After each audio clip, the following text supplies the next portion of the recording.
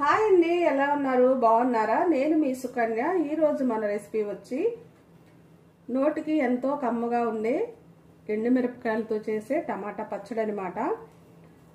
మనకి ఇంట్లో ఏం లేని టైంలో, ఓపిక లేని టైంలో ఈ పచ్చడి కానీ చేసి పెట్టుకున్నామంటే వారం రోజుల పాటు మనకి దోశల్లోకి, ఇడ్లీల్లోకి, అన్నంలోకి, దేనిలోకైనా చాలా బాగుంటుంది అనమాట. మనకి జ్వరం తగిలినా లేకపోతే ఇంకా ఒంట్లో ఏదైనా అనారోగ్యంగా ఉన్నప్పుడు ఇలా చేసుకొని తినండి. నోటికి చాలా కమ్మగా ఉంటుంది, చాలా చాలా బాగుంటుంది. దీని తయారీ విధానం చూసేయండి ఒకసారి. మనం ముందుగా స్టవ్ వెలిగించుకొని బాండీ పెట్టుకోవాలి. ఇప్పుడు దీంట్లో తుంచుకున్న ఎండుమిరపకాయలు వేసుకోండి.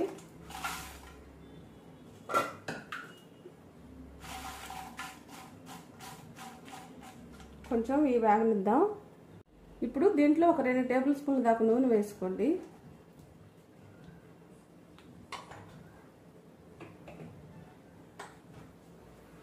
కొంచెం నూనె వేసుకొని వేయించుకోవాలన్నమాట మనం వీటిని.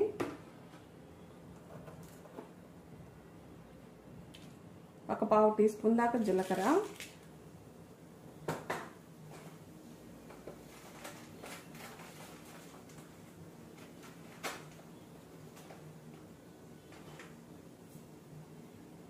ఒక టేబుల్ స్పూన్ ధనియాలు, ఎండుమిరపకాయలు కొంచెం వేగాలి బాగా. చూసారు కదా, వేగిపోయినాయి. ఇప్పుడు స్టవ్ కట్టేసుకుని ఒక ప్లేట్లోకి తీసుకుందాం. మిరపకాయలు పక్కకు తీసుకున్నాక అదే బాండీలో ఒక 1/2 కేజీ టమాటాలు వేసుకొని కట్ చేసుకొని దీంట్లో కొంచెం చింతపండు వేసుకుందాం. కొద్దిగా చాలండి. చూసారు కదా, ఈ చిన్న ఉన్న.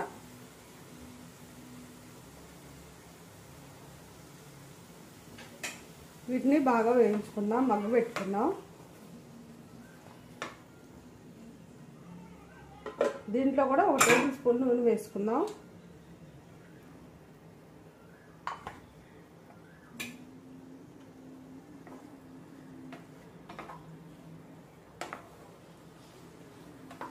టమాటాలు కొంచెం మగ్గనిద్దాం. చూసారు కదా, ఒక 5 నిమిషాలకి టమాటాలు చక్కగా మగ్గిపోయింది.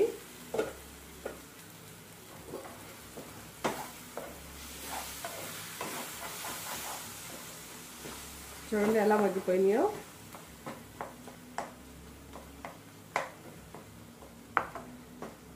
మీరు కారం ఎక్కువ తినగలిగిన వాళ్ళు అయితే, మేము కొంచెం కారం ఎక్కువే తింటాం కాబట్టి ఎండుమిరపకాయలు అనేవి ఒక 15 దాకా వేసుకొని తుంచుకొని వేసుకున్నాను. మీరు కొంచెం కారం తక్కువ తిన్నారనుకో ఒక 10 ఎండుమిరపకాయలు వేసుకోండి. 1/2 కేజీకి కరెక్ట్గా సరిపోతుంది. స్టవ్ కట్టేసుకొని చల్లగా uniద్దాం. ఇప్పుడు మనం ముందుగా వేయించి పెట్టుకున్న ఎండుమిరపకాయల్ని మిక్సీలో వేసుకుందాం.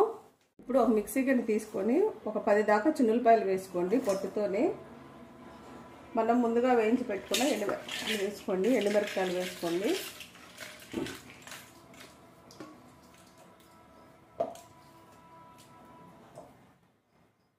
కొంచెం సాల్ట్ వేసుకోండి. మనకి రుచికి తగినంత సాల్ట్ వేసుకోండి.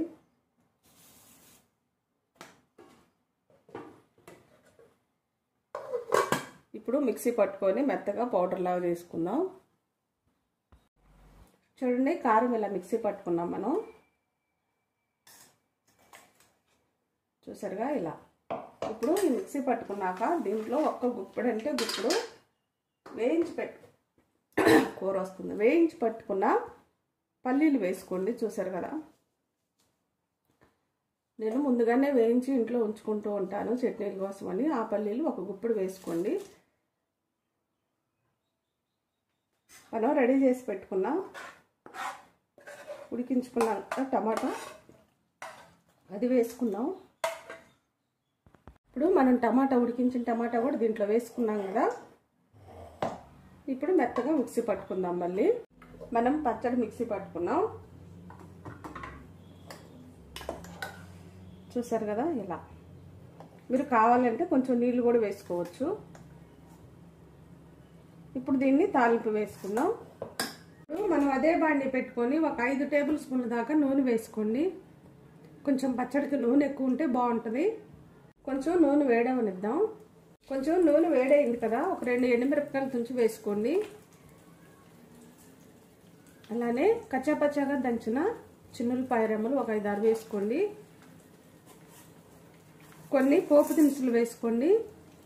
కొంచెం పోపు దినుసులు ఎక్కువే వేసుకోండి, మనకి పళ్ళ కింద తగులుతూ చాలా బాగుంటుంది పచ్చడి, కరకరలాడుతూ. కొంచెం వేగనిద్దాం వీటిని.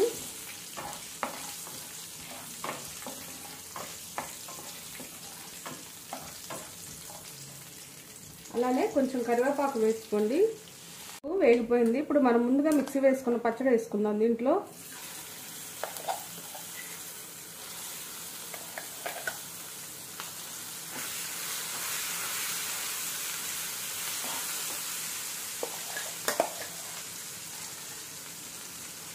తాలింపులో 1 నిమిషం ఈ పచ్చడిని కలుపుతూ ఉన్నాం.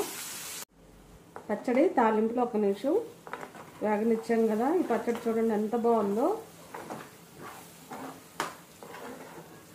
మీరు కంపల్సరిగా ఇంట్లో ట్రై చేయండి. మీరు ఈ పచ్చడి ఎప్పుడన్నా చేసుకొని తింటే పర్లేదు, చేసుకున్న వాళ్ళు అయితే కంపల్సరిగా ఈ పచ్చడి ఇంట్లో చేసుకోండి. చాలా చాలా కమ్మగా ఉంటుంది. చూడండి ఎంత బాగుందో. వేడి వేడి అన్నంలో వేసుకొని కొంచెం నెయ్యి వేసుకొని తింటే చాలా చాలా బాగుంటుంది అనమాట. సూపర్గా ఉంటుంది. కంపల్సరిగా మీరు ఇంట్లో ట్రై చేయండి. ఎలా వచ్చిందో కామెంట్ చేయండి. నా వీడియోస్ కానీ మీకు నచ్చినట్టయితే లైక్, షేర్, సబ్స్క్రైబ్.